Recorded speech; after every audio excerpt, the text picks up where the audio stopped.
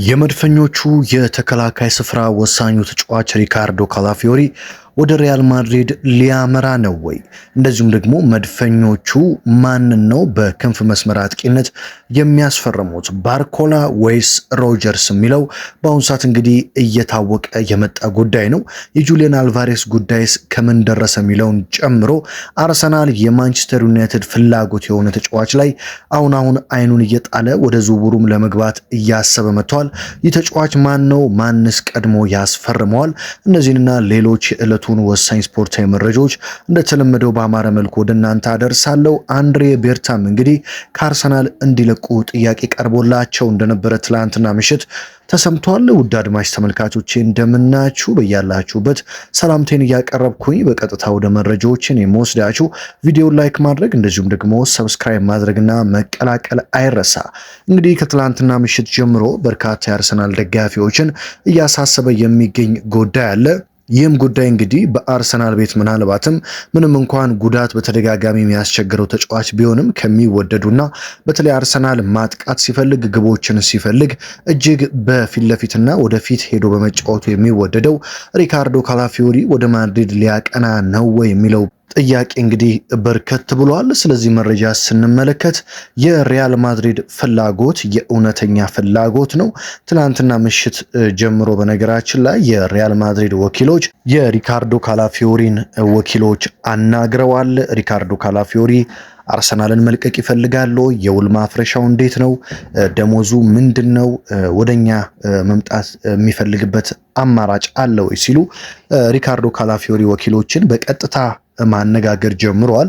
ይህም እንግዲህ የተፈጠረበት ዋነኛ ጉዳይ በተለይ አዲሱ የሪያል ማድሪድ አሰልጣኝ ጆዜ ሞሪኒሆ የሪካርዶ ካላፊዮሪ ሁነኛ አድናቂ በመሆናቸው ነው። ሪካርዶ ካላፊዮሪ አጫወቱን አሰልጣኝ ጆዜ ሞሪኒሆ በጣም ያደንቁለታል። ለሪያል ማድሪድም ተስማሚው ሰው ነው ብለው ያስባሉ። እንደሚታወቀው ሪያል ማድሪድ በካውንተር አታክ እና በትራንዚሽኖች ቡድኖችን የሚያጠቃ ቡድን እንደሆነ ይታወቃል። ታዲያ የአሰልጣኝ ጆዜ ሞሪኒሆ ትልቁ ፍላጎታቸው ፊት ለፊት አጥቂ ማስፈረም ሳይሆን ተከላካዩን ማጠናከር ነው። ወደፊት እየሄደ አጥቅቶ የሚመለስ ከመስመር እስከ መስመር የሚሯሯጥ ተከላካይ ይፈልጋሉ። እንደዚሁም ደግሞ የማል ተከላካዮችን ጭምር ማስፈረም ይፈልጋሉ። እንደምታውቁት የሊቨርፑሉን ኢብራሂማ ኮናቴን ለማስፈረም ተስማምተዋል። የኢንተር ሚላኑን ተከላካይ ዴንዝል ዴምፍሪስን ለማምጣት ተስማምተዋል። አሁን ደግሞ ትኩረታቸው ሙሉ በሙሉ ወደ ሪካርዶ ካላፊዮሪ ዞሯል ማለት ነው። ነገር ግን ለአርሰናል ደጋፊዎች ጥሩ የሚባለው ዜና ሪካርዶ ካላፊዮሪ በአርሰናል ቤት እጅግ ደስተኛ መሆኑ ነው። ታዲያ ሪካርዶ ካላፊዮሪ በአርሰናል ቤት ያለውን የቤት ስራ አጠናቅቅ ያለው ብሎ አያምንም። ገና በርካታ ዋንጫዎችን ማምጣት ይፈልጋል። በአርሰናል ቤት መቆየትም ይፈልጋል። ሪካርዶ ካላፊዮሪ አርሰናልን በቀላሉ ይለቃል ተብሎም አይጠበቅም። በእርግጥ ሪካርዶ ካላፊዮሪ በየጨዋታው መሰለፍ ይፈልጋል። ሂንካፔ ደግሞ በተለያዩ ጨዋታዎች ላይ የአርቴታ ምርጫ ሆኖ ተመልክተነዋል። ሪካርዶ ካላፊዮሪ በተቀያሪ ወንበር ላይ ላለመቀመጥ ሲል አርሰናልን ለቆ ወደ ሪያል ማድሪድ ሊያቀና ይችላል የሚሉ የመረጃ ምንጮች ቢበራከቱም ሪካርዶ ካላፊዮሪ በአርቴታም በአርሰናል እቅድም ደስተኛ መሆኑ እየተሰማ ነው የሚገኘው። ተጫዋቹ በተለይ ከጉዳት ነፃ በሚሆንበት ሰዓት የሚያሳየው ድንቅ ብቃት በጣም የሚወደድ ነው። እኔም በአርሰናል ቤት መቆየት አለባቸው፣ አርሰናልን መልቀቅ የለባቸውም ከምላቸው ወሳኝ ተጫዋቾች መካከል አንዱ ነው። በቀጣይ እንግዲህ አርሰናል ባርኮላን ለማስፈረም እየተመለከተ እንደሆነ ከጥቂት ደቂቃዎች በፊት ፋብሪዚዮ ሮማኖ አጋርቷል። በእርግጥ አርሰናል በክንፍ ወይም ደግሞ በመስመር ማጥቃቱ በኩል በርካታ ተጫዋቾችን ይፈልጋል። ሁለቱም ተጫዋቾች ሊለቁ ይችላሉ። ማርቲኔሊም ትሮሳርድም ዘንድሮ ከአርሰናል ቤት ሊሰናበቱ ይችላሉ። ስለዚህ አርቴታ በዚህ ቦታ ላይ አንድ ተጫዋች ብቻ ሳይሆን ሁለት ተጫዋች ጭምር ሊያስፈርሙ እንደሚችሉ ነው መረጃዎች እያሳዩ የሚገኙት ማለት ነው። እንደምታውቁት የመጀመሪያው ምርጫ ሞርጋን ሮጀርስ ነው። ሞርጋን ሮጀርስ ሱፐርስታር ነው። በቋሚነት መጫወት የሚችል ተጫዋች ነው። አንደኛ የሞርጋን ሮጀርስ ትልቁ ኳሊቲ ምንድነው? ቨርሳታይል መሆኑ ነው። አንድ ቦታ ብቻ አይደለም የምታጫውቱት። በግራ መስመር ማጥቃቱ ላይ መጫወት ይችላል፣ በነ ማርቲኔሊ በኩል ማለት ነው። እንደዚሁም ደግሞ በ10 ቁጥር ስፍራም ላይ ሆኖ በደንብ መጫወት የሚችል ተጫዋች ነው። በርካታ ቦታዎችን እየቀያየረ መጫወት መቻሉ ተመራጭ አድርጎታል። በዚህ ቦታ ላይ ዋነኛው የአርቴታ ፍላጎት ሮጀርስ ቢሆንም ለተቀያሪ ተጫዋችነት ደግሞ የፓሪስ ሰን ጀርሜኑ ተጫዋች ብራድሊ ባርኮላ በአርቴታ እንደተመረጠ እየተነገረ ነው የሚገኘው። ይህ ተጫዋች በሁለት የፕሪሚየር ሊግ ቡድኖች በጣም በከፍተኛ ሁኔታ ይፈለጋል። እነሱም የመጀመሪያው አርሰናል ነው፣ ሁለተኛው ደግሞ ሊቨርፑል ነው። በሌሎች የጀርመን ቡድኖች ልክ እንደ ባየር ሙኒክ ያሉ ቡድኖች ባርኮላን በጥብቅ የሚፈልጉት ተጫዋች ነው። ተጫዋቹ ምናልባትም ወደ ፕሪሚየር ሊግ መምጣት ከፈለገ አርሰናልን ሊመርጥ ይችላል የሚሉ መረጃዎች ተበራክተዋል። አሰልጣኝ ሚኬል አርቴታ አንድ ጥሩ ተጫዋች ያስፈርማሉ። ባርኮላን ደግሞ እንደ ተቀያሪ ወንበር ተጫዋች ነው ማምጣት እያሰቡ የሚገኙት። ባርኮላ አሁን ፍቃደኛ ይሆናል ወይ? ተቀያሪ ተጫዋች ለመሆን ፍቃደኛ ይሆናል ወይ? ቋሚ መሆኑን ካላረጋገጠ ይመጣል ወይ የሚለው ጥያቄ ብቻ ነው እንጂ ባርኮላ ፓሪስ ሰን ጀርሜን የመልቀቁ ጉዳይ የተረጋገጠ ሆኗል ሲል እንግዲህ ፋብሪዚዮ ሮማኖ አስነብቦናል ማለት ነው። ሌላኛው በዝውውር መረጃዎች ታማኝነት ያለው ዴቪድ ኦርንስትን፣ ይህ እንግሊዛዊ ዘጋቢ እንግዲህ በዝውውር መረጃዎች በተለይ እንግሊዝ ውስጥ ከፋብሪዚዮ ሮማኖም በላይ በጣም ታማኝነት እያገኘ የመጣ በጣም ምርጥ ዘጋቢ ነው። እኔም እንግዲህ እስካሁን ድረስ እሱ የዘገባቸው ዘገባዎች ስህተት ሆኖ አግኝቻቸው አላውቅም። ሁሉም የተናገራቸው የዝውውር መረጃዎች በስተመጨረሻ ሲሳኩ ነው የምንመለከታቸው። ወደ ማንቸስተር ዩናይትድ ራሱ ከሁሉም በፊት ኤደርሰን ይመጣል ብሎ ያው ኤደርሰን በስተመጨረሻ መፈረሙን ተመልክተናል። አሁን ደግሞ ዛሬ ጠዋት ይዞት በወጣው መረጃ አርሰናል የማንቸስተር ዩናይትድ ፍላጎት የሆነውን ማቲዩስ ፈርናንዴዝን ለማስፈረም መቃኘት መመልከት ጀምሯል። ወደ ዝውውሩ እንግባው የሚለው ባይወሰንም በዙሪያው ያሉ ነገሮችን እያጠና ይገኛል። መድፈኞቹ አርሰናሎች በመሃል ሜዳ ላይ ዘንድሮ ቢያንስ ሁለት ተጫዋቾችን ማስፈረም ይፈልጋሉ። እነዚህ ሁለት ተጫዋቾች በግንባር ቀደምትነት የተመዘገበው ሳንድሮ ቶናሊ ነው። ይህ የኒውካስል ተጫዋች ቶናሊ እንግዲህ በብዙ ቡድኖች ይፈልጋል። በማንቸስተር ዩናይትድ ጨምሮ በፕሪሚየር ሊግ በሌሎች ቡድኖችም የሚፈለግ ተጫዋች ነው። ነገር ግን ደግሞ የዌስትሃሙ ተጫዋች ማቲዩስ ፈርናንዴዝን አርቴታ አጫወቱን ያደንቁታል። ከዚህ በፊት ከዌስትሃም እንደ ዴክላን ራይስ ያሉ ተጫዋቾችን አርሰናል እጅግ በጣም ውድ በሆነ ዋጋ ማምጣቱ የሚታወቅ ነው። ያው ለዴክላን ራይስ የሚያንሰው ገንዘብ ቢሆንም ማለት ነው። ዴቪድ ሞይስም ከአርሰናል ጋር በጣም ጥሩ የሆነ ግንኙነት አላቸው። ከአሰልጣኝ ሚኬል አርቴታም ጋር በጣም ጥልቅ የሆነ ግንኙነት አላቸው። ታዲያ አርቴታ የማቴዎስ ፈርናንዴዝ አድናቂ ነው። ነገር ግን አሁን ጥያቄ እየሆነ ያለው ምን መሰላችሁ? አርሰናል ቤት በጣም ምርጥ የሚባሉ ተጫዋቾች አሉ። ታዲያ ተጫዋቾች ወደ አርሰናል ሲመጡ ተቀያሪ ወንበር ላይ ሊቀመጡ እንደሚችሉም እያሰቡ ነው የሚመጡት።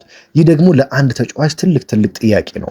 ምክንያቱም በርካታ ወጣት ተጫዋቾች ቋሚ ሆነው መጫወት ይፈልጋሉ፣ በደንብ አመቱን ሙሉ ግልጋሎት መስጠት ይፈልጋሉ እንጂ ቁጭ ብለው ተቀያሪ ወንበር ላይ የመቀመጥ ፍላጎት የላቸውም። አርሰናል ቤት ስትመጡ ደግሞ በተለይ መሃል ሜዳ ላይ ትልቅ ፉክክር ነው ያለው። እንደውም የፊት ለፊት መስመሩ ላይ ይሻላል። ተከላካይና መሃል ላይ የሚመጣ ተጫዋች በጣም ለትልቅ ፉክክር እንደዚሁም ደግሞ ተቀያሪ ወንበር ላይ ለመቀመጥ አስቦበት ነው መምጣት ያለበት።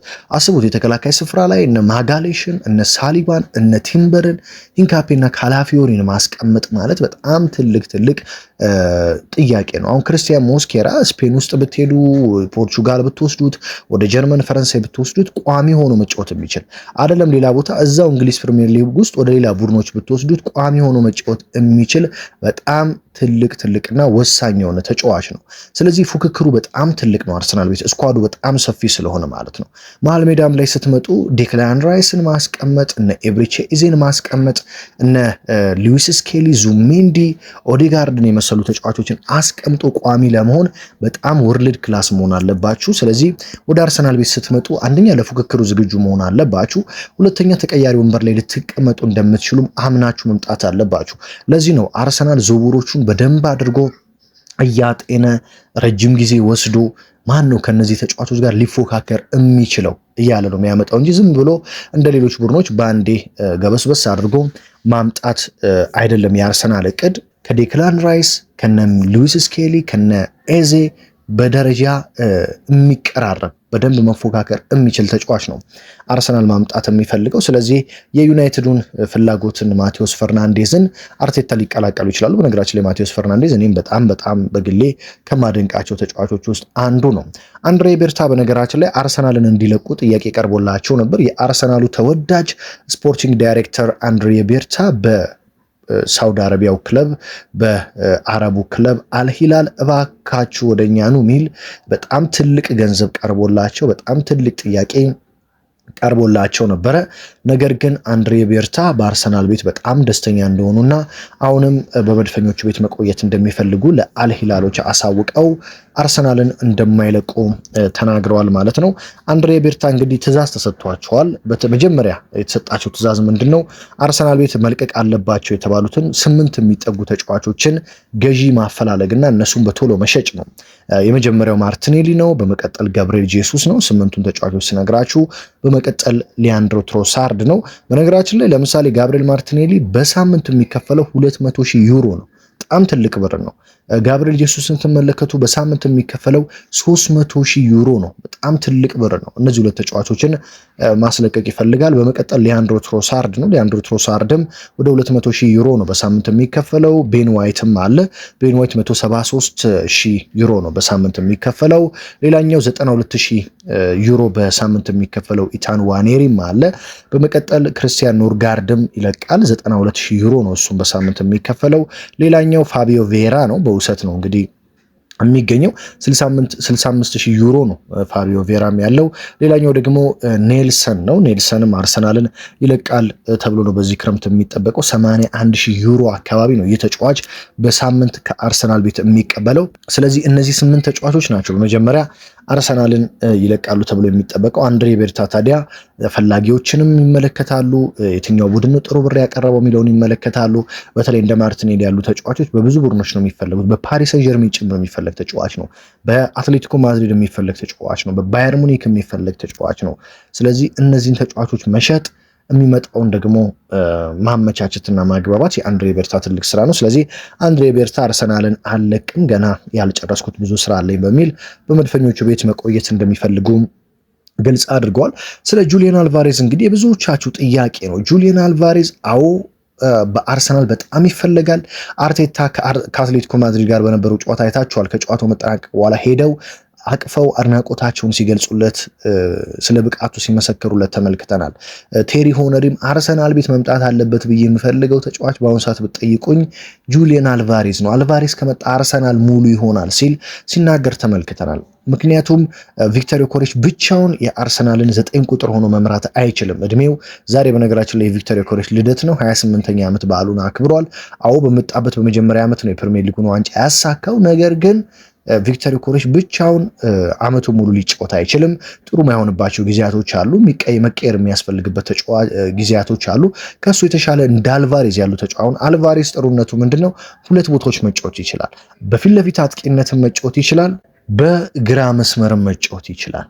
በተለያዩ ቦታዎች መጫወት ይችላል። እንደ 10 ቁጥር መጫወት ይችላል። አልቫሬዝ በጣም ቨርሳታይል የሆነ ተጫዋች ነው። በሲቲ ቤት ተመልክታችኋል። ፔፕ ጋርዲዮላ ቦታ እየቀያየረ በሁሉም ቦታ ሲጠቀመው፣ አንዴ በቀኝ ሲያረገው፣ አንዴ በግራ ሲያረገው፣ አንዴ ፊት ለፊት ሲያረገው፣ በጣም በሁሉም ቦታ ደግሞ ውጤታማ ተጫዋች እንደሆነ ተመልክተናል። ስለዚህ ለአርሰናል ትልቅ አስፈላጊ ሰው ነው።